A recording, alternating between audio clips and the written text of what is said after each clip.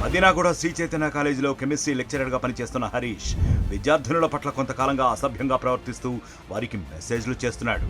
మీకు నాపై ఎలాంటి ఫీలింగ్స్ ఉన్నాయి, ఎప్పుడు కలుద్దామంటూ నీచంగా మెసేజ్లు చేయడమే కాకుండా ఒంటరిగా కనిపించిన అమ్మాయిలను ఎక్కడ పడితే అక్కడ తాకుతూ అసభ్యకరంగా ప్రవర్తిస్తున్నాడని పలువురు విద్యార్థినులు తెలిపారు. ఈ విషయాలు బయట ఎక్కడైనా చెప్తే యాసిడ్ పోసి మరీ చంపుతానని కూడా బెదిరించినట్లు ఆరోపణలున్నాయి. ఇంటర్ సెకండ్ ఇయర్ విద్యార్థినితో హరీష్ అసభ్య ప్రవర్తన వెలుగులోకి వచ్చింది. దీంతో బాలిక పేరెంట్స్ కాలేజీ యాజమాన్యాన్ని నిలదీశారు. లెక్చరర్ను తొలగిస్తామని చెప్పి మళ్లీ అదే లెక్చరర్తో పాఠాలు చెప్పిస్తున్నారు. దీంతో విద్యార్థి సంఘాలతో కలిసి తల్లిదండ్రులు కాలేజీ ఎదుట ఆందోళనకు దిగారు.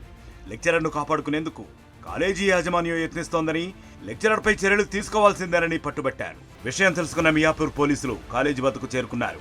బాధిత విద్యార్థులతో మాట్లాడి వివరాలు తెలుసుకున్నారు. దీనిపై దర్యాప్తు జరిపి చర్యలు తీసుకుంటామని పోలీసులు హామీ ఇచ్చారు.